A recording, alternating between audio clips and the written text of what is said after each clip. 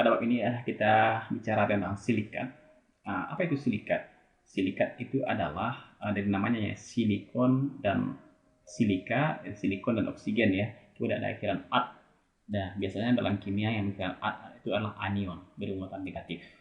Jadi kita tahu ada ion fosfat PO43 negatif, nitrat NO3- juga negatif. Kemudian sulfat juga SO42- juga negatif. Anion-anion. Maka silika itu demikian. Silika dalam bentuk negatif, anion negatif. Maka inilah silikat dengan rumus SiO4 4 X dengan muatannya adalah 4-2X dengan N menunjukkan berapa dia berpolimerik ya. Di mana 0 kecil sama dengan X sama dengan kecil dari 2 ini, maka ini rumus dari suatu silikat. Jadi bukan hanya SiO4 saja, tapi mungkin ada Si2O7 sekian min dan seterusnya nanti. Kemudian kalau kita ambil yang paling sederhana dari silikat yaitu SiO4 4- seperti ini, SiO4 4- di mana Si-nya di tengah-tengah tetrahedral dan OOO juga di sekitarnya. Maka kemudian atom O ini kemudian bukan hanya sebagai terminal fungsinya, maka dia juga bisa berfungsi sebagai terminal, yaitu sebagai ikatan atau jembatan bridging nanti dengan silikat-silikat yang lain. Jadi SiO, nah O yang ujung ini bisa berikatan kovalen dengan Si yang lain, membentuk struktur yang lebih kompleks daripada sekedar SiO4 seperti ini. Kemudian sekitar 95% dari batu-batu yang ada di kerak bumi itu adalah silikat SiO4 2-. Ini contohnya zirconium silikat ya, zirconium silikat. Kemudian juga ada di sini kalsium silikat dan nikel silikat seperti ini.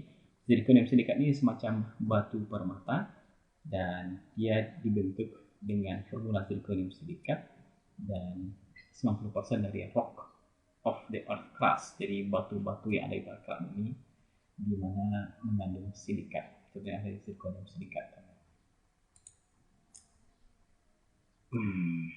Ya.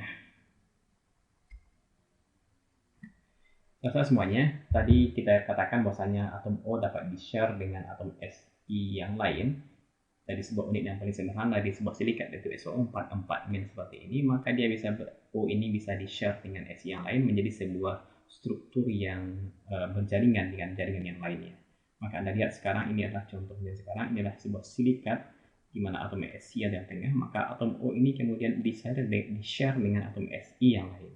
Begitu pula atom yang ini di-share dengan Si yang lain sampai bentuk sebuah jaringan dengan jumlah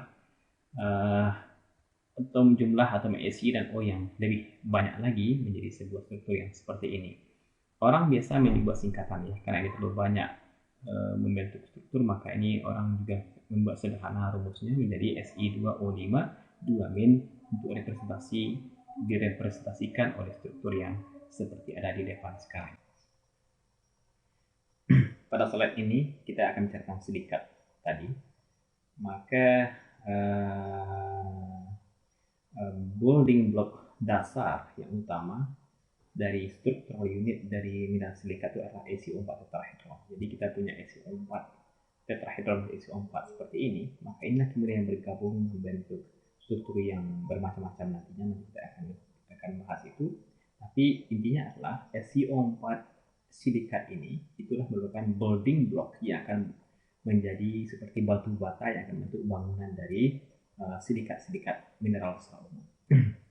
Kemudian setiap atom Si itu berikatan kovalen dengan 4 buah atom O. Seperti sekarang yang ada silikon dengan atom oksigen, atom oksigen, atom oksigen, dan atom oksigen. Dan kita tahu bahwa silikon sebagai unsur-unsur golongan 4A, maka silikon menyeimbangkan bilangan oksidasi plus 4. Sehingga kemudian, dan juga kemudian O memiliki bilangan min 2, sehingga min 2, min 2, min 2, min 2, total min 8. Sementara silikon sendiri adalah 4+, sehingga total muatan dari tetrahedral ini adalah 4 plus 4 kali min 2 atau min 8 tadi sama dengan min 4. Sehingga muatan dari silika itu adalah min 4 di sini. Min 4 harusnya. Baik. Nah, terus semuanya, sekarang saya akan perkenalkan sebuah atau tiga cara dalam hal menggambarkan sebuah struktur molekul. Jadi kita punya silikat sekarang antara silikon dengan oksigen dengan ikatan kovalen seperti ini. Maka umumnya sering kita menjumpai penggambaran dalam bentuk ball and stick seperti ini, yaitu atom-atom dalam bentuk bola-bola seperti ini. Atom-atom kemudian ada ikatan kovalen dalam bentuk garis-garis seperti ini. Ini adalah silikon yang tengah O seperti ini. Saudara semuanya, ini namanya penggambaran ball and stick, bola dan tongkat ya, bola dan tongkat. Ini bola itu adalah atomnya, tongkat adalah ikatan kovalennya.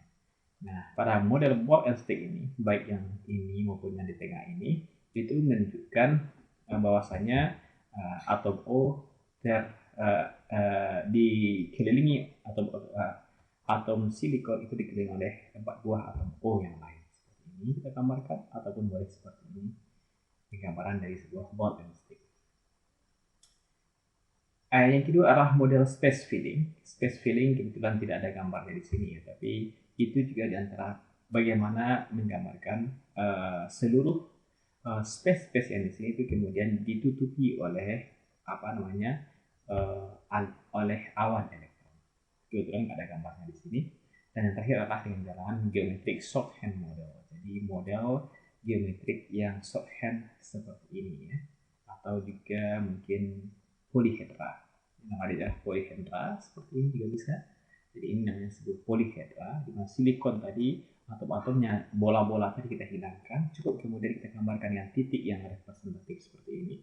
Jadi tetrahedral seperti ini adalah tetrahedral, dan kemudian kita ambil titik-titik pada inti atomnya, kemudian kita gambarkan dalam bentuk apa wujud dari geometri yang dibuat oleh molekul ini. Itu adalah garisnya, dan ini sekarang garis-garis yang saya bilang tadi, sebuah struktur polyhedra ya, struktur polyhedra.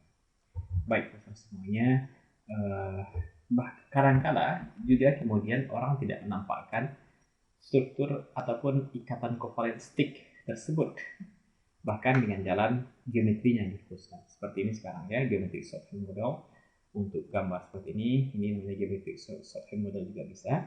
Dan ini adalah gambar di mana harusnya ada ikatan kovalen antara silikon dengan oksigen di sini, tapi sebenarnya tidak ditampilkan karena orang fokus kepada bagaimana polyhedral yang dibentuk oleh bidang ini, sehingga justru garis-garis ini, garis-garis pada bidang tetrahedral itu yang ditampilkan di sini.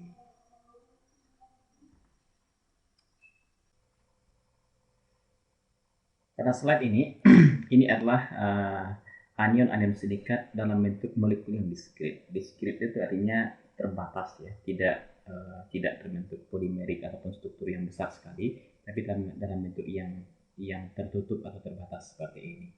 Yaitu Anda lihat sekarang itu ada 2 atom Si saja, bukan ada Si yang bergabung dengan Si yang lain, tapi hanya 2 buah Si sekarang. 2 buah Si saja, itu namanya sebuah anion silikat yang diskrit tersebut. Ini namanya diskrit molekul. Kita punya Si2O berapa nih? O7 ya.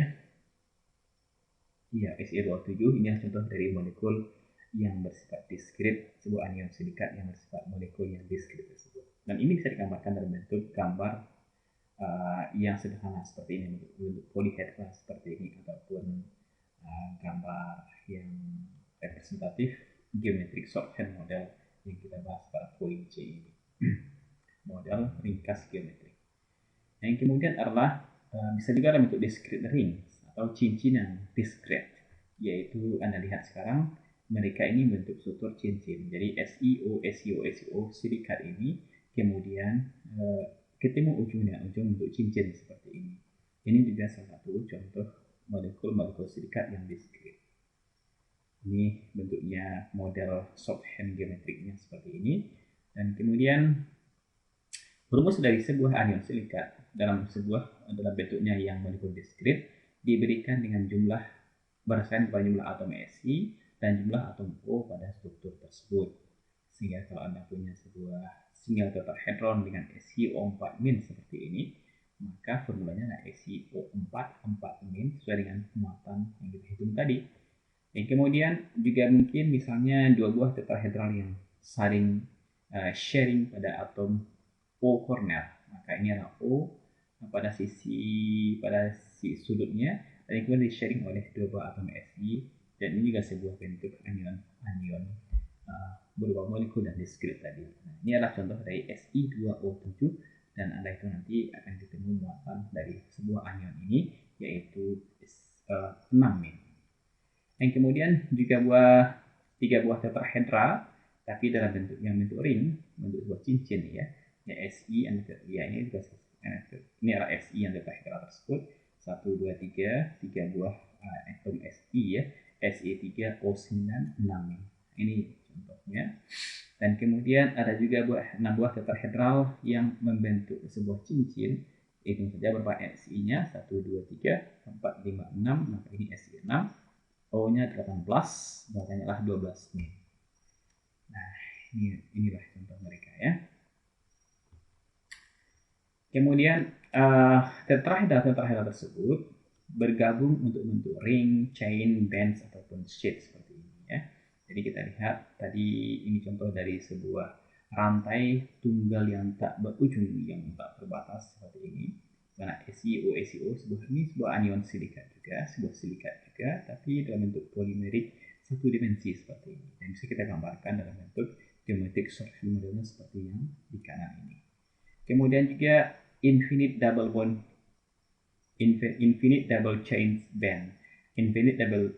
chains atau sebuah rantai double yang tak terhingga ya. Atau karena dia bentuk double chains, maka ini bentuk sebuah pita dua dimensi seperti ini. Kalau ini adalah sebuah garis, ada garis yang ada panjang atau lebarnya ya, ini ada panjangnya, ini ada lebarnya, maka ini sebuah pita kita sebut. Ini kan dibangun oleh double chain. Ini satu rantai, maka ini double chain yang bergabung bersama, sehingga kemudian geometrik struktur modelnya adalah seperti mereka gambar seperti ini. Ataupun infinite sheets. Jadi ini ngembangnya bukan hanya satu dimensi, kalau ini kan satu dimensi ya. Satu dimensi yaitu pada sumbu X dia mengembang memanjang bidang ini.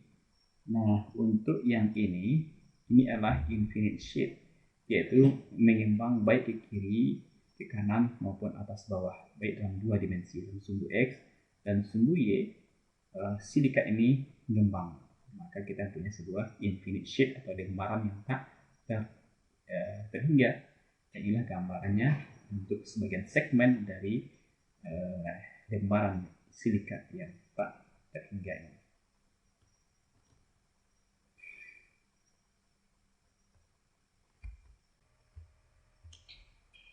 Silikat adalah padatan kovalen jaringan di mana mereka ini sangat stabil dan memiliki melting point yang tinggi. Jadi sifat stabil dan melting point yang tinggi adalah merupakan implikasi dari struktur kovalen jaringan yang dimiliki oleh silikat. Kemudian dalam struktur silikat ini ada kation-kation rupanya ya. Ada kation-kation logam yang itu kita lihat ya, karena kenapa mesti ada kation? Karena silikat sendiri adalah bermuatan negatif. Sebuah suatu anion dalam ukuran molekul yang besar, maka perlu ada muatan positif untuk menetralkannya. Itu diperankan oleh kation. Artinya apa sebenarnya? Artinya adalah ada ikatan ionik yang terbentuk di sini. Ada ikatan ionik yang terbentuk antara kation dengan anion silikat. Dan makin banyak ikatan-ikatan ionik pada struktur silikat ini, maka makin mudah dia itu mengalami proses pecah dia. Dan itu utamanya terjadi pada proses erosi dalam bebatuan. Jadi kalau dia sangat ionik, ya kita lihat misalnya garam. Kan garam itu sangat ionik. Sifat garam atau ionik itu adalah saling dia itu mudah berderai, pecah, berderai. Itulah sifat dari senyawa ionik. Garam-garam secara umum. Kenapa demikian? Karena adanya gerakan atau pergeseran dari kisi-kisi kation dan anion, maka dia akan bisa mengalami tolak-tolakan kalau misalnya kation dan kation lain itu dalam posisi yang sejajar atau berdekatan, maka dia akan mudah mengalami cleavage atau pemisahan ya, dan itu dalam bentuk berdarainya suatu garam-garam dari garam-garam yang memiliki ikatan ionik tersebut. Dan itu terjadi pula pada silikat-silikat yang mengandung kation. Makin banyak ion-ionnya, makin ionik ikatannya, makin mudah mineral tersebut untuk mengalami pecah atau fracture. Dan itu kemudian akan memudahkan lagi dalam proses erosi itu terjadi.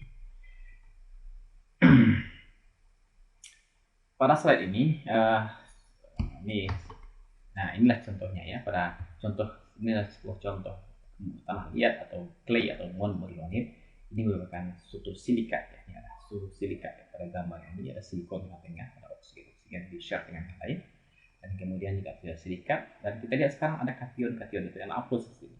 Jadi antara lapisan silikat pada tanah liat ini dengan lapisan silikat yang bawahnya, maka itu ada kation yaitu Na+ yang berfungsi untuk menetralkan kelebihan muatan negatif dari struktur silikat ini. Begitu ya. Baik, nah kembali ke sini. Ini adalah skema jaringan struktur dari beragam silikat. Jadi ada namanya nesosilikat, contohnya adalah ini sekarang ya. Ada komposisinya adalah SiO4, itu namanya nesosilikat. Kemudian kalau Si2O7 itu adalah disebut dengan sorosilikat. Contohnya adalah mineral ini hemimorfit seperti ini. Kemudian ada siklosilikat, contohnya Si6O15 seperti ini. Untuk sebuah siklus, sebuah cincin, namanya siklosilikat. Kemudian juga ada yang untuk yang seperti ini, juga ada inosilikat seperti ini, double chain seperti ini, single chain ya. Ini adalah single chain, kemudian ini double chain, rantai ganda sekarang. Kemudian juga ada pseudosilikat seperti ini.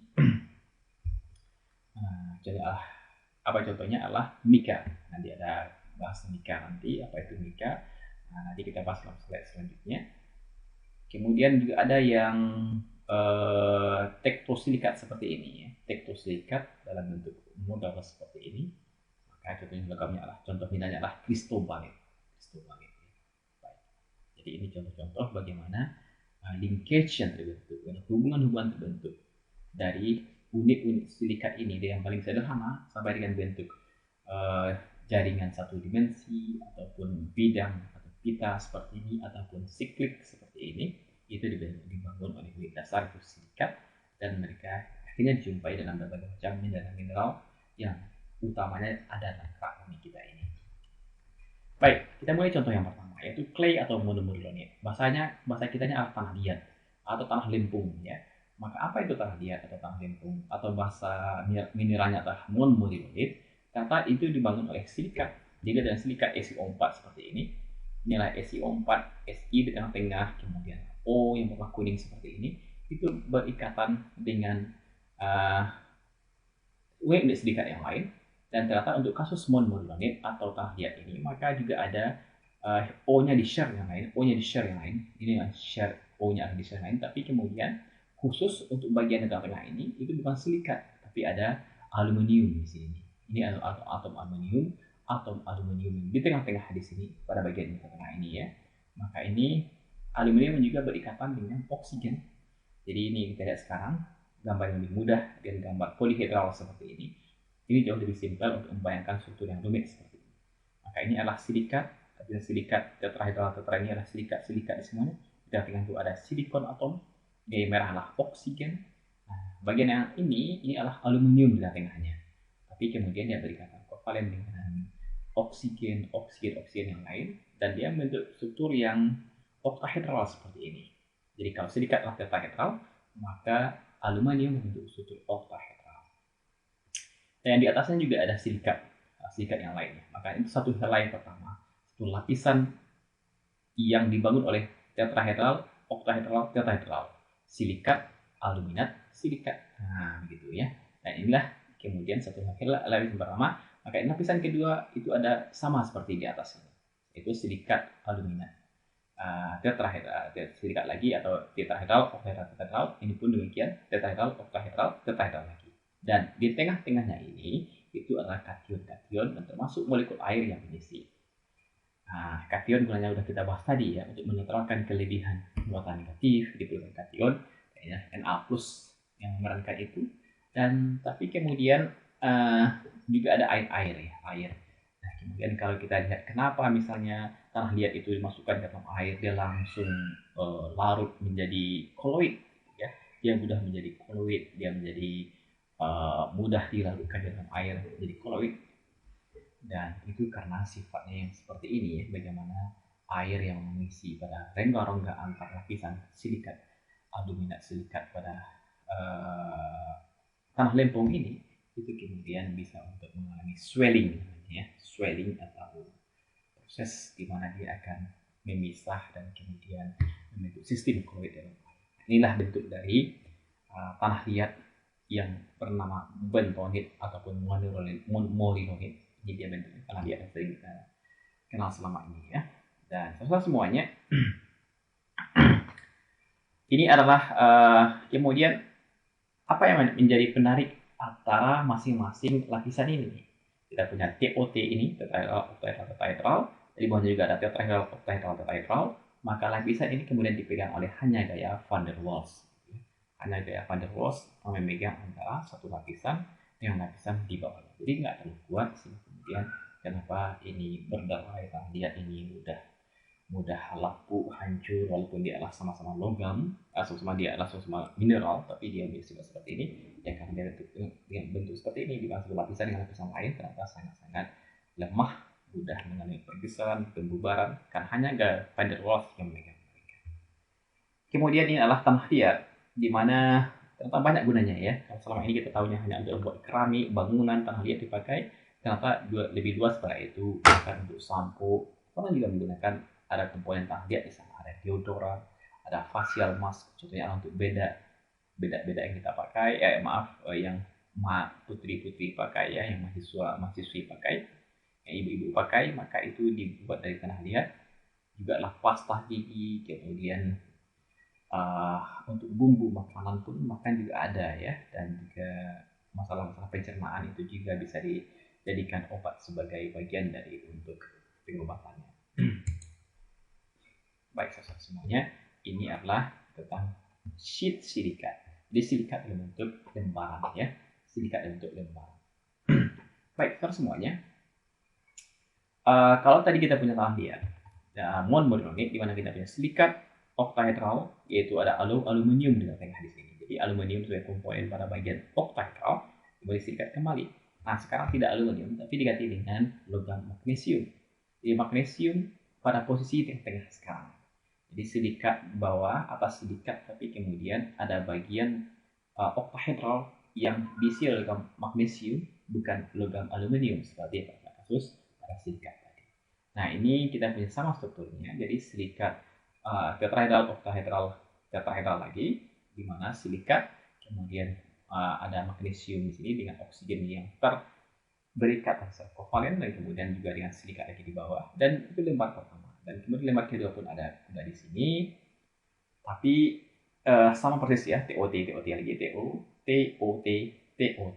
Tapi in between the sheet of silica tetrahedral adalah hidroksil ion. Jadi kalau sebelumnya ini adalah Na+ untuk kasus molinoid, maka sekarang kita punya logam anion hidroksil yang ada di sini. Nanti Anda bisa menghitung kenapa mesti anion yang ada di sini. Nanti coba dihitung semuanya, berapakah kelebihan muatan di sini. Setelah Anda menggunakan faktor magnesium, nanti akan ketemu bahwasanya ada kelebihan muatan negatif, yaitu kemudian kelebihan muatan positif, yaitu kemudian ada hidroksil yang akan menetralkan dari struktur dari TOT yang pada lapisan ini. Kemudian ikatan kovalen pada lapisan-lapisan mika, ini namanya mika, ya. Contoh dari sana adalah mika. Ini dia batunya, ya. Bagannya, molekulnya seperti ini. Tapi kalau bentuk lihatnya secara visual seperti ini, dan kenapa ini lembaran seperti ini, maka bisa dijelaskan dengan adanya lembaran-lembaran pada struktur dari silika. Baik, ini adalah lembaran-lembaran yang bisa dibuka. Karena dia adalah batu mika, tapi dia bisa bentuk lembaran seperti ini. Merupakan refleksi dari struktur internal bagaimana tatanan TOT pada struktur silika.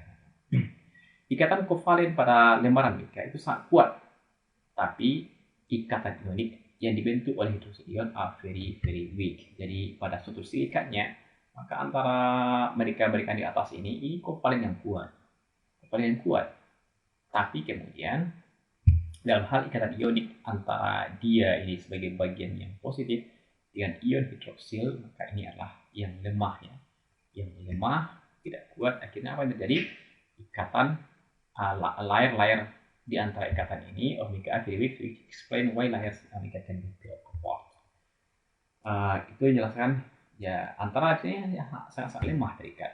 Ya, sama seperti tanah liat tadi, ini pun demikian. bagaimana ini tidak antara satu lapisan dan lapisan sebelah tidak dihubungi kekuatan ikatan yang baik, akhirnya kemudian mereka pun bisa dilepaskan seperti ini karena memang tidak terikat dengan kuat. Paling hanya gaya van der Waals ataupun paling ada ion OH- sekedar untuk menetralkan muatan yang positif pada lapisan-lapisan silikat, dan hidroksil tidak berikatan dengan ikatan yang kuat. Karena ya nanti Anda bisa berhitung energi kisi lagi ya. Ada syarat energi kisi, yaitu syarat di mana kation dan anion itu mesti ukurannya sama besar, maka untuk menghasilkan energi kisi yang besar. Sementara ini tidak demikian ya. Walaupun anion di sini OH-, tapi kemudian kita mempunyai silikat yang sangat besar seperti ini, maka ini bukanlah yang disukai dari si energi kisi. Akibatnya apa? Akibatnya senyawa kita ini ataupun struktur silikat nika ini pun tidaklah kuat ikatannya, dan akhirnya kemudian dia mudah untuk dilepaskan lapisan lebaran dari nika ini. Oke. Baik, saya kira pada slide ini kita akan bicara tentang asbestos, di mana asbes, the double chain of silicate unit can link side by side to give sheets of empirical formula Se2O5 2-. Jadi double chain of silicate unit. Jadi unit silikat dalam bentuk double chain dapat saling terhubung side by side to give a sheet of empirical formula seperti ini ya. Ini sebuah chain of silicate. Kemudian contohnya apa asbestos sekarang itu Mg3 Se2O5OH4 yang disebut dengan kristotil atau asbes putih, di mana kita memiliki layer yang saling selang-seling antara silikat ion dan OH- dan Mg2+ mengisi pada hole-hole yang tersedia, gitu ya. Dan ini strukturnya dari asbestos tersebut, ada silikat dan juga magnesium oktahedron pada posisi yang warna hijau seperti ini. Terus semuanya ini kita bandingkan dengan talc. Jadi mereka ini mirip ya, antara strukturnya hanya saja pada talc. Talc ini adalah bentuk ataupun jenis mineral yang lain yang nanti kita lihat yang mungkin Anda pernah dengar dengan talc, beda talc ya. Maka ini strukturnya. Maka khususnya di sini ada pada lapisan ini ada lapisan silikat lagi di bawah. Jadi kalau bedanya sedikit dengan white asbestos chrysoprase ini ya, hanya ini dan ini. Nah, nanti semuanya kita nanti akan melihat bagaimana efek ini terhadap sifatnya masing-masing ya. Ini white asbestos ini digunakan orang untuk nanti kita lihat untuk kebutuhan fireproof material. Ini dia sekarang digunakan untuk atap, dan sementara talc kita gunakan untuk digunakan orang untuk membuat sebagai kosmetik untuk beda. Nah, ini adalah asbestos tersebut, di mana ternyata asbestos itu ada dua jenis pula. Ada yang baik, ada yang tidak baik.